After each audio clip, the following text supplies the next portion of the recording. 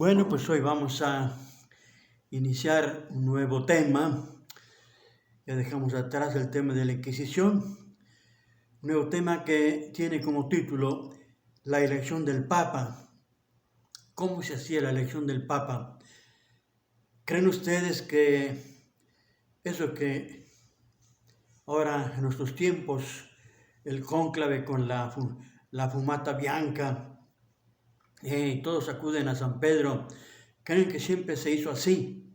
No, eso ya prácticamente ya es diríamos que es ya después del medioevo, cuando se comienza ya a introducir el tema del cónclave, y todavía no con lo de la fumata bianca, sino por lo menos el cónclave, pero en la antigüedad no se hacía así. Ciertamente es muy emocionante, ¿no? Estar ahí, qué sé yo, estamos todos. A mí, por ejemplo, me ha tocado pues muchas elecciones de papas, muchos cónclaves. Ahí en Roma, tuve la dicha de estar en Roma 50 años y por lo tanto, prácticamente, bueno, Pablo VI no me tocó porque yo estaba de prácticas de ministerio, todavía sin ser sacerdote, estaba yo en México. Tanto esa me hubiera tocado también, pero no me tocó. Pero sí me tocó la de Juan Pablo I. Recuerdo aquel mediados de septiembre, ¿no? Con cuánta ilusión, estábamos de vacaciones. Y cuando supimos lo de la muerte de Pablo VI, inmediatamente nos trasladamos a Roma para asistir a este gran evento de la elección en la que fue elegido Juan Pablo I. Recuerden que toda esa emoción de está todo el mundo pues en sus casas esperando la fumata bianca. En cuanto oyen fumata bianca, toda la gente comienza a correr de todas las calles de Roma. Bien, ahí me tocó Juan Pablo I, por supuesto Juan Pablo II, Benedicto XVI y el Papa Francisco. Por lo tanto, cuatro de estas, diríamos, cónclaves tan importantes y que he de decir que fueron muy breves, porque ha habido en la historia de la Iglesia cónclaves que han durado a veces hasta 4 meses, imagínense. Y en el medioevo, una elección de un papa, pues duró prácticamente 1 año y medio, ya pues lo diremos. Tanto es impresionante, ¿no? El ver cómo cuando uno oye que fumata bianca, inmediatamente cojan como lo que puedan el coche, el tren, el autobús, todos a San Pedro, a la plaza de San Pedro para asistir a ese momento en que el protodiácono, cardenal protodiácono, anuncia Gaudium Nuncio Vobis, os anuncio una gran alegría, que es de una gran alegría, que es el nombramiento del nuevo Papa. Entonces ya viene el nombramiento, viene ya el cardenal protodiácono, dice el nombre del nuevo Papa. Bien, y dijimos al inicio que no creen ustedes que esto es que desde los primeros siglos esto se hacía, no. Esto ya muy posterior, pero muy posterior. Vamos a ver cómo se comenzó. Al inicio, cómo se elegía el nuevo Papa. Bien, digamos que en los primeros siglos de la historia de la Iglesia, la elección del obispo de Roma, recuerden que se decía el obispo de Roma, aún no se decía que se llamaba Papa, no le decían Papa todavía, se decía la elección del obispo de Roma. Pues bien, esa elección del obispo de Roma, es decir, el sucesor de San Pedro, la hacía, fíjense bien, todo el pueblo romano, todo el pueblo, diríamos, el pueblo cristiano. Por tanto, obispos, sacerdotes y el mismo pueblo participaba también. Esos eran los que, diríamos, hacían la elección del sucesor de San Pedro o del nuevo obispo de Roma. Por tanto, no había un nombramiento, no había una votación, sino sencillamente había, más bien yo llamaría una especie de coincidencia, y así vemos cómo esta elección pues la hacía el clero romano juntamente con los laicos, con todo lo que era el pueblo cristiano, es decir, lo que se llamaba, se hacía por todo el pueblo de Roma, todo el pueblo cristiano, lo que era el pueblo cristiano. formado, como dije antes, formado por la comunidad eclesiástica, los sacerdotes, obispos y por el pueblo mismo. Y no se sabe exactamente, no se sabe cómo se hacía en concreto esta elección, no se sabe. Hay muchas hipótesis que hablan, por ejemplo, de una coincidencia sobre una persona y después todos coincidían en que estaban de acuerdo, entonces se anunciaba al pueblo y el pueblo aplaudía, pero son puras hipótesis, no se sabe cómo se hacía en concreto la manifestación de esta indicación de preferencia por una persona. Pero, fíjense bien, lo único que se sabe es que una vez recogido el acuerdo, sobre una persona, entonces, es decir, sobre esto que iba a ser el sucesor de San Pedro o el sucesor del obispo de Roma, entonces el elegido debía ser consagrado. Una vez que ya había sido, se habían puesto todos de acuerdo en aquella persona, entonces la primera cosa, si no era obispo, debía ser consagrado. Consagrado por medio de la imposición de las manos de parte de los otros obispos, de ahí de las zonas inmediatas a Roma, no de todos los obispos de la iglesia, sino solamente de aquellos obispos que más o menos estaban en las diversas, en las cercanías de Roma, y entonces estaban ahí reunidos para elegir al sucesor de San Pedro, sucesor del obispo de Roma, y eran estos obispos los que imponían las manos al nuevo elegido, repito, si no, ya no era obispo. En esta fase sacramental la comunidad era llamada a participar en la ceremonia y en la oración, y es ahí donde prácticamente se cree que el pueblo daba su asentimiento también. Es una cosa, es que es muy, muy interesante, muy bella, muy diversa a lo que se va a ver después en los siglos posteriores. Bien, por mucho tiempo este método de la elección del sucesor del obispo de Roma permaneció inalterable.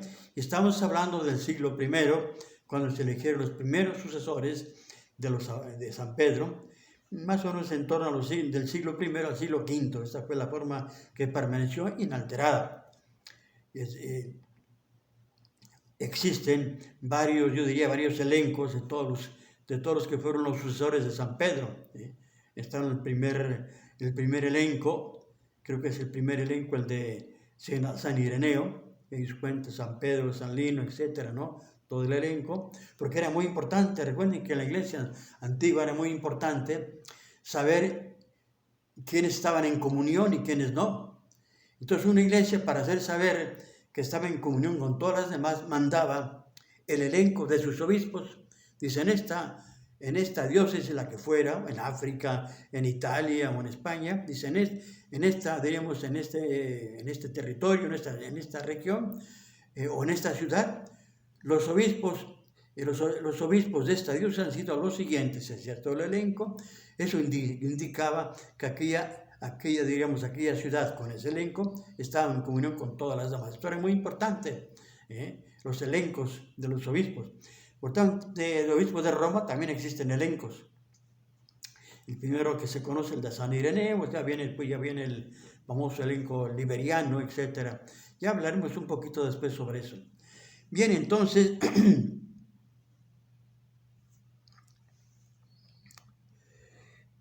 como les dije, pues esos famosos, lo que sí conviene recalcar es que poco a poco los obispos de Roma, esto es muy importante, el obispo de Roma, tengan en cuenta que no ejercía el gobierno sobre toda la iglesia. En estos momentos, en los primeros siglos, era el obispo de Roma y nada más. Gobernaba su diócesis y no interfería en las otras diócesis de los demás países o de las demás regiones. Era el obispo de Roma, tanto no intervenía. Pero, fíjense bien, una cosa muy interesante, que poco a poco el obispo de Roma comenzó a tener, por así decir, una preeminencia sobre todos los demás obispos del orbe católico, sobre todos los demás obispos del orbe católico, más o menos comenzó a tener preeminencia. Y esto ya se va a notar en una serie de actos, los cuales se ve cómo ya el obispo de Roma es mirado como el obispo que tiene una cierta preeminencia y al cual todos acuden, en momentos de duda, acuden a él.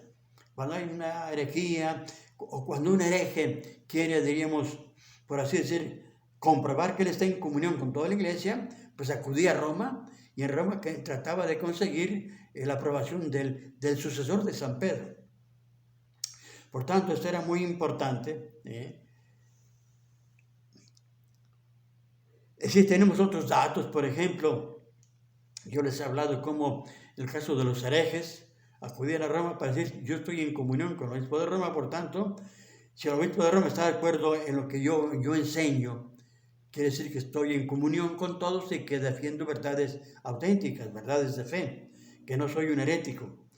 Tenemos casos en los cuales ya se ve cómo va creciendo poco a poco esa preeminencia del obispo de Roma.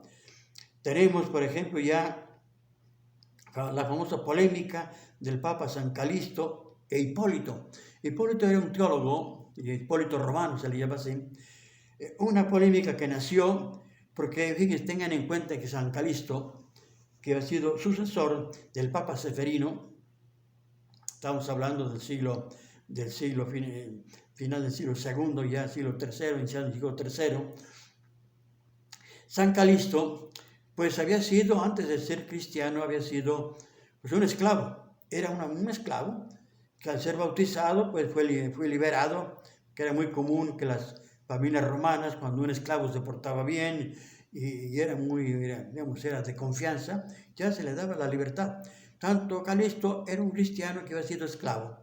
Entonces, cuando la muerte de Papa Seferino eligen, con la forma que hemos dicho, eligen al Papa San Calixto, pues Hipólito, que era un teólogo, se opone, dice, no es posible, este fue un esclavo. ¿Cómo lo elige un papa, el sucesor de San Pedro, ahora a este esclavo, hasta que fue esclavo? Y ahí nació, ya diríamos, la primera polémica, el primer cisma, en el que se van a ver enfrentados dos papas, Calixto y Hipólito. Y menos mal que Calixto fue, como ustedes saben, fue martirizado. San Calixto, las catacumbas de San Calixto, porque se cree que él, antes de ser papa, era diácono y se encargaba de la administración de estos cementerios que estaban ahí en esa zona que se llamaba a las catacumbas. Catacumbas no crean que tiene que ver, digamos, con eso subterráneo, no. Catacumbas quiere decir que eran unas regiones a las afueras de Roma que tenían como una especie de colinas, resbaladeros, o sea, eran catacumbas. Ya después el nombre pasó a significar esos cementerios debajo de tierra. Cementerios, diríamos, porque antiguamente en Roma los sepulcros podían ser o al aire libre, a lo largo de las vías, grandes vías, había siempre tumbas de muertos que se enterraban ahí, o estaban los cementerios subterráneos, que eran precisamente este tipo de lugares que después van a ser llamadas catacumbas. Pues bien, San Calixto había sido administrador de estas catacumbas que van a llevar su nombre. Muerto San Calixto, pues entonces ya todo el mundo esperaba que Hipólito pues lo confirmaran el nuevo papa, pues no, después de él eligieron a otros dos, y no eligieron a Hipólito. Menos mal que Hipólito, que ya diríamos, era el momento que se reconciliase con el nuevo papa que se llama San Ponciano, pues no, resulta que no quería, porque era un teólogo, me decía, no sabe usted lo que es el orgullo intelectual. El orgullo intelectual es una cosa terrible.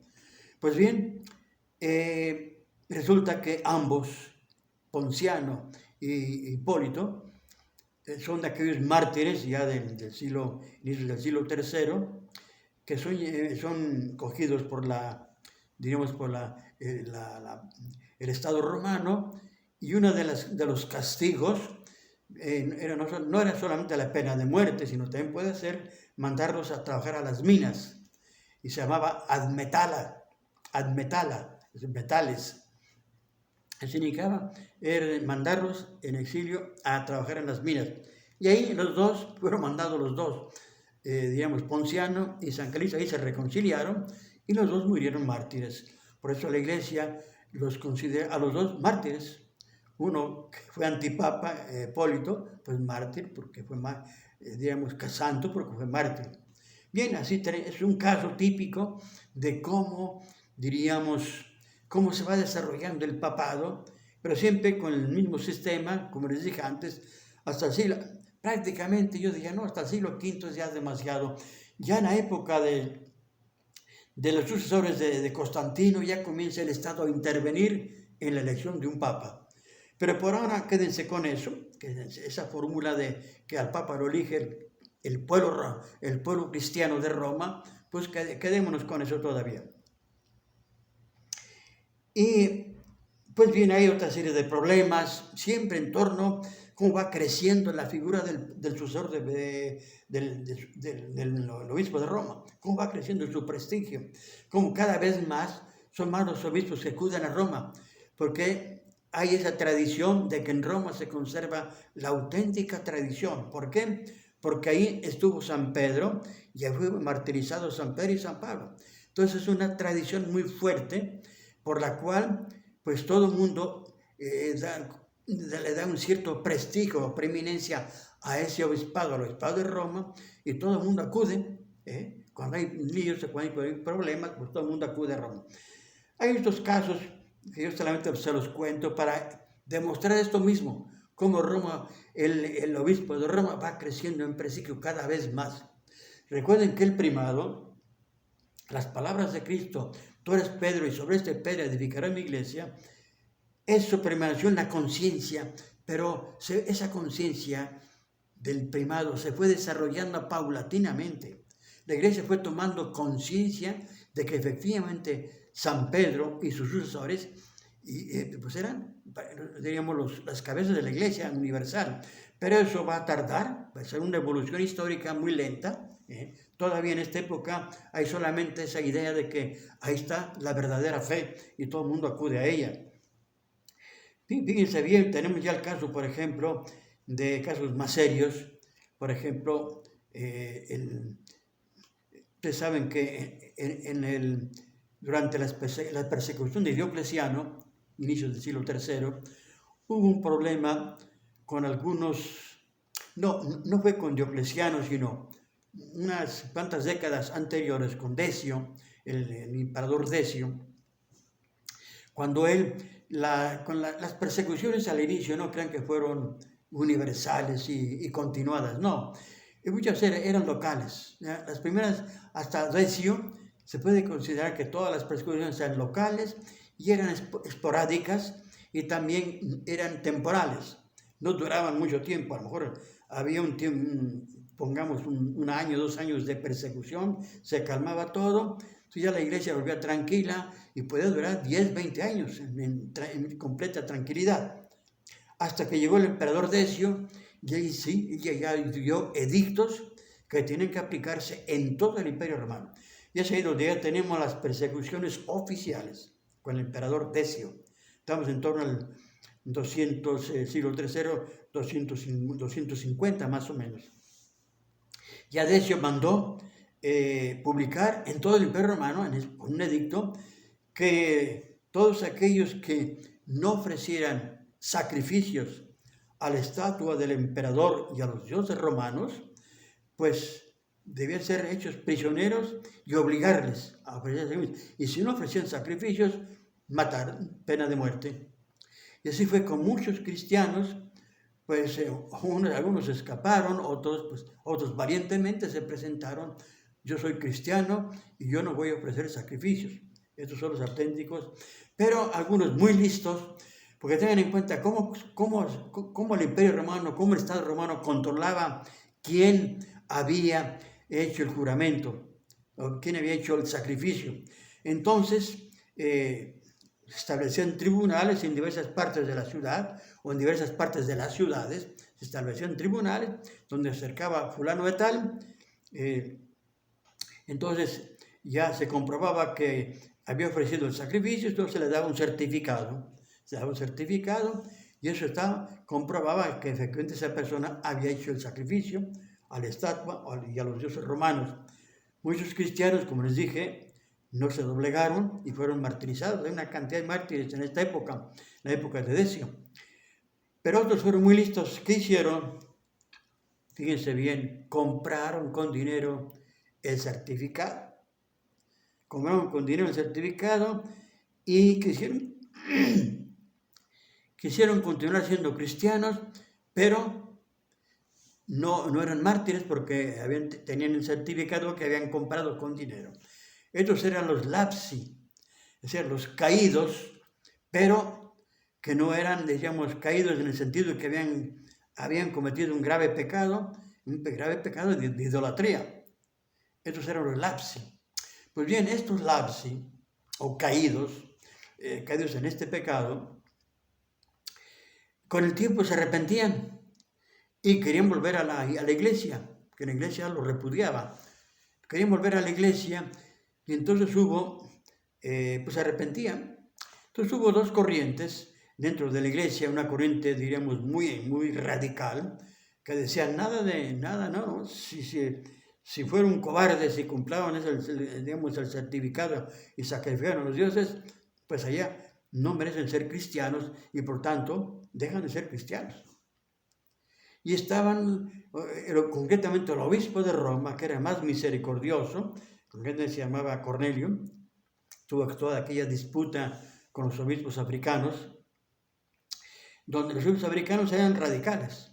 Decían, no, dice, pues se llamaban estos lapsi, dicen, hay que sacarlos de la iglesia, no merecen ser cristianos. Y el Papa pidió ser misericordiosos, admitirles, pero con una penitencia, después de hacer una penitencia, pero una penitencia seria, una buena penitencia. Entonces, ahí comenzó el problema de los lapsi. Y ahí se ve cómo el Papa ya interviene de una manera sobre otros obispos, los obispos de África. Y ahí ya se ve cómo pues, el prestigio de Roma comienza a aumentar. Bien, volviendo a nuestro tema, diríamos que la elección del Papa, pues hasta Constantino sigue siendo igual, con la forma que yo lo expliqué antes. La situación cambia con Constantino porque, como ustedes saben, Constantino, él no obstante ser ya cristiano, permanece con una mentalidad de emperador romano.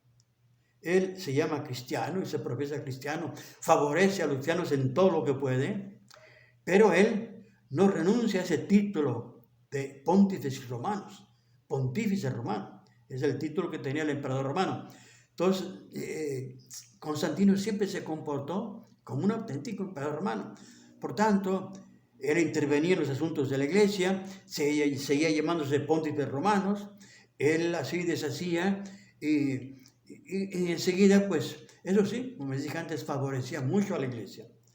Por tanto, pero todavía permitió que la iglesia de alguna forma continuara con esa costumbre de elegir, de ser el clero, el pueblo romano, pueblo cristiano romano, el que eligiera al Papa, al sucesor de San Pedro. Él, en este caso, no interfirió. Él interfirió en otras cosas, por ejemplo, en los concilios, él era el que los convocaba, recuerden, tiene mentalidad de emperador romano, aunque se llame cristiano, tiene mentalidad de emperador cristiano, de emperador romano. Tanto si el emperador romano intervenía en todos los asuntos, incluso religiosos, entonces él interviene, convoca el concilio de Nicea, y así en otras muchas cosas él interviene. El concilio de Nicea, pues saben ustedes que ahí no estuvo el Papa, fue convocado por Constantino y él tuvo el discurso de inicio. Nada más que el Papa mandó sus delegados y estos delegados pusieron, en los documentos finales, pusieron su firma a nombre del Papa. Esto que quedara bien claro, que digamos, ese documento de Nicea quedaba con la aprobación del Papa. Ya la cosa ya se mueve más complicada con los sucesores de Constantino, es decir, sus hijos. Constantino tuvo tres hijos. Uno de ellos es Constantino, que es el hijo mayor. Después estaba Constante, y a cada uno de ellos les asignó una parte del imperio. Una parte del imperio a cada uno, es un imperio romano grandioso, ¿no? A cada uno le asignó, y Constanzo, que era el hijo menor, a él le asignó también otra parte. Pero como siempre, como saben, las herencias entre los hijos, se comienzan las peleas, y entonces se enfrentaron Constantino el mayor en guerra, y Constantino murió en guerra. Entonces quedaron dos, Constante quedaba más bien en la parte occidental y Constanzo en la parte oriental. Entonces, ¿qué pasaba? Que Constante era mucho más cristiano, mucho más católico que Constanzo. Constanzo ya comenzaba un poco a mezclar ideas arrianas, pero Constante no. Pero Constante murió también temprano, después de unos años. Entonces Constanzo, el menor, quedó dueño de todo el imperio, de Oriente y de Occidente. Recuerden que ya para esa época ya existe la parte oriental, Constantinopla, y Roma, la parte occidental. Ya el imperio, sin pretenderlo Constantino, ya está dividido. Entonces él que era como emperador de todo. Y él, como les dije antes, Constanzo comienza un poco a compaginar, a estar de acuerdo con las ideas arrianas. Entonces él pues toma decisiones a favor de los obispos arrianos o semi-arrianos, toma decisiones a favor de ellos y expulsa. Ahí están todas las famosas expulsiones de San Atanasio, que era arzobispo de Alejandría, una de los patriarcados más importantes después de Roma, quizás el más importante después de Roma, era Atanasio, pues lo exilió, y Atanasio tuvo 4 exilios, imagínense, 4 exilios. Él salió de su tierra. En una ocasión estuvo incluso en el desierto, donde tuvo contacto con San Antonio, el famoso eremita. Entonces Constanzo, digamos, ya, como él tenía todo el poder, pues ya comenzó a influir en la elección del Papa un poco. Cuando un personaje no le gustaba, pues él interfería para que se nombrara otro. Ya, digamos, ya se comienza a ver, se empieza a notar como el Estado, como hay una simbiosis Estado-Iglesia, pues ya el emperador, en este caso Constanzo, y después los sucesores de Constanzo, comienzan a interferir en la elección del Papa. Tanto ya no, sí, el pueblo romano, el cristiano romano, de alguna forma interviene, pero como nada más aprobando lo que quería el emperador. Ya no era una elección de ellos, sino el emperador era su deseo que este hombre lo eligiera. Entonces el pueblo pues aprobaba, como hacía antes, pero ya no elegido por él. Constanzo, recuerden que Constanzo pues murió en batalla, y aquí viene un intervalo. Antes de pasar adelante, yo quiero hacer alusión a este intervalo, antes de terminar esta clase, el intervalo de Juliano el Apóstata. ¿Por qué Juliano el Apóstata? Que era, diríamos, por así decir, era sobrino de Constantino, era un hijo bastardo de uno de los hermanos de Constantino, un hijo bastardo. ¿Por qué llegó a ser emperador? Pues porque murieron todos los herederos de Constantino, murió Constanzo, y ya no quedaba más que Juliano el Apóstata, que además pues se había salvado, porque digamos, primero Constantino y después Constanzo habían acabado con toda la familia.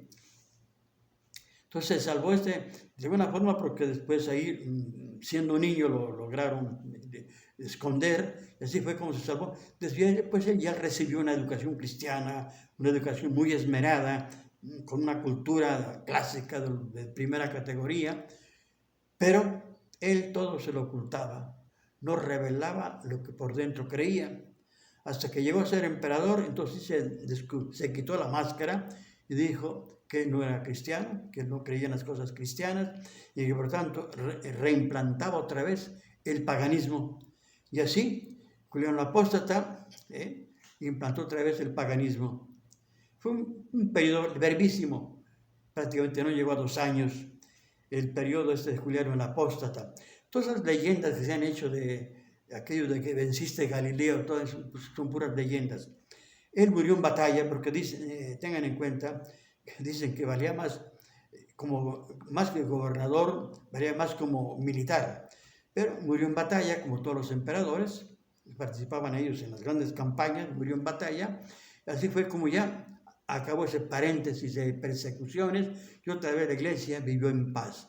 Y así se va a desarrollar la iglesia y ya con esto termino, media hora exacta. Así de que aquí ponemos fin a esta clase. Perdonen ustedes que un poco ajetreada, pero hemos logrado hacer esta grabación que yo después mandaré como siempre, como la anterior, la mandaré después al Padre Jorge. Así que vamos a despedirnos del Señor. Te damos gracias, Señor, por todos sus beneficios. A ti, ves, reinas por los siglos de los siglos.